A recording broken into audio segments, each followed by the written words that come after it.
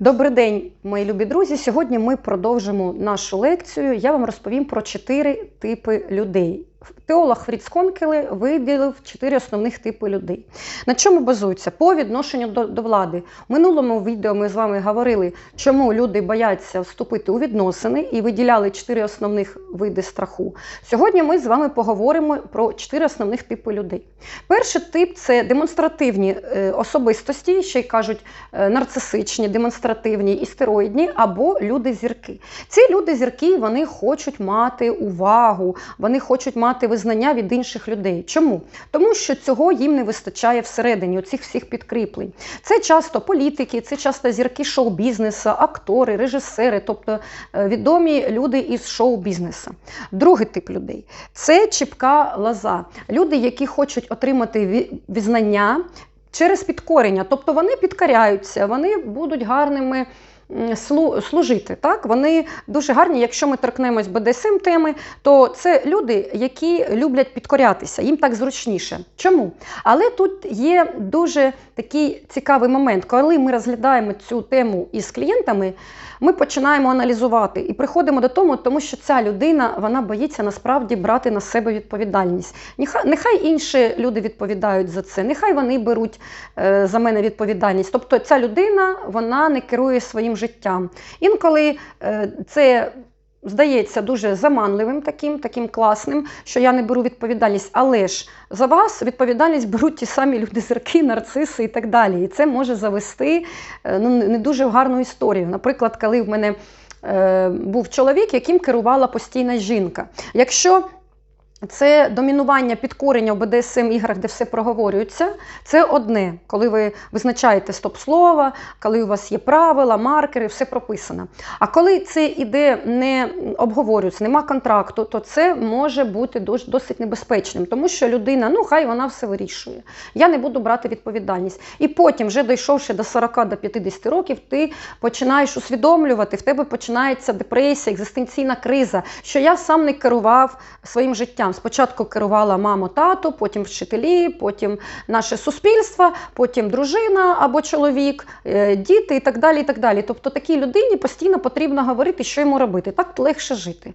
Але ж вона витрачає марно своє життя. Подумайте про це. Далі. Черепаха. Це люди, які будь-яким способом шукають безпеки. Вони скоріш за все, отримали дитячу травму, коли було небезпечно. Наприклад, вони жили в дисфункціональних сім'ях, де були батьки, де був неглект, де батьки не виконували свої обов'язки. Тобто не обов'язки, то ж там погодував, покормив дитину, відвів у школу, а емоційної підтримки не отримували. Вони почували себе в нестабільній ситуації. І ці люди інколи, наприклад, одружуються за розрахунком. Тобто їм основне – це гроші, стабільність, вони навіть можуть піти на шлюб без любові, тому що так вигідніше, так стабільніше. Це люди-черепахи. Тобто вони пливуть за течією і не хочуть робити ніякий вибір. І останній тип – це люди-неро. Люди, які відкрито прагнуть влади через внутрішні комплекси. У таких людей ви можете знайти ключі від власного туалету. Я жартую, або кортеж машин. Це часто бувають політики, якісь в них таке, як то кажуть, дуже уязвлене его. Так? Вони демонструють цю зовнішню владу за рахунок того, що вони хочуть підкорити інших людей. І таким чином вони вирішують свої внутрішні комплекси. Що з цим робити? Що каже про це психотерапія? По-перше, самий важливий інсайт. Я не те, що зі мною відбувалось, я те, що я є зараз. І тобто я з мого минулого досвіду і з моїх минулих травм я можу себе інтегрувати в іншу особистість, тобто зробити із себе щось інше. Тобто я не те, що зі мною було, а я те, що зі мною зараз відбувається, яким я можу бути. Це основне. По-друге, страждання. Дуже часто людина приходить в терапію через страждання, тому що травма. На мою думку, багато людей травмовані. Багато людей травмовані, і я гадаю, я так статистику не читала, а я взагалі вважаю, що десь 90% суспільства тим чи іншим чином травмовані. Суспільством, батьками, освітою нашою і так далі, і так далі. Що основне? Треба усвідомити свою травму і з цим працювати. Далі. Визнання влади іншого. Треба визнати, що інший може мати влади. Далі, допомога іншому зустрітись з власною тінню. В кожного людини є его, а є суперего, а також є ід. Так? Невідома частина, підсвідома. І треба розуміти, що в нас, як це по Фрейду або по Юнгу, якщо в нас є тінь. Тобто та частина, яку ми не бачимо, яку ми інколи не усвідомлюємо. І навіть є така вправа, коли ти садишся, як у кінотеатрі, сідаєш, дивишся фільм про себе і усвідомлюєш, про що я дивлюсь зараз цей фільм, про що моя тінь, що вона мені хоче сказати. А люди дуже часто уникають саме цієї тіні, саме цієї своєї тіньової частини, а вона не відкрита, не розкрита.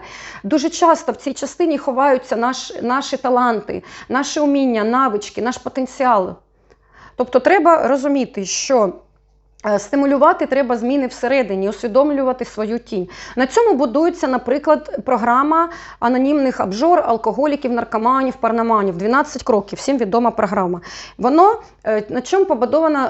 Це на підтримці і на усвідомленні. Тобто допомога від членів цього гуртка, скажімо так, і усвідомлення тому, що в мене є підтримка. Тобто і я допомагаю, і мені допомагають. І таким чином вирішуються ваші внутрішні комплекси. Бажання допомогти іншим. І тільки через любов ми саме можемо подолати оці всі наші страхи. Всі наші страхи, які я казала вже в попередньому відео. А що відбувається з людьми, соціопатами, з нарцисами, з психопатами? Вони просто не вміють любити, в них немає співпереживання, в них немає співчуття. Це як вам відрізали палець і все, його немає, його не пришили. Тобто ці люди, вони живуть в іншому світі. І ми з вами будемо розбирати дуже цікаве кіно на іншому моєму каналі. Підписуйтесь на мій новий канал, називається він «Не Ваніль». Ми будемо розбирати основний інстинкт, Basic Instinct. Тобто основний інстинкт. Я буду розповідати про Кетрін Тромель, основну героїню, і вона якраз саме була маніпуляторкою, соціопаткою, яка вчиняла злочини. Тобто підписуйтесь на мій канал, зараз в мене їх 2. Підписуйтесь від російських каналів, підписуйтесь на український, підтримуйте український YouTube, український контент. І до нових зустрічей!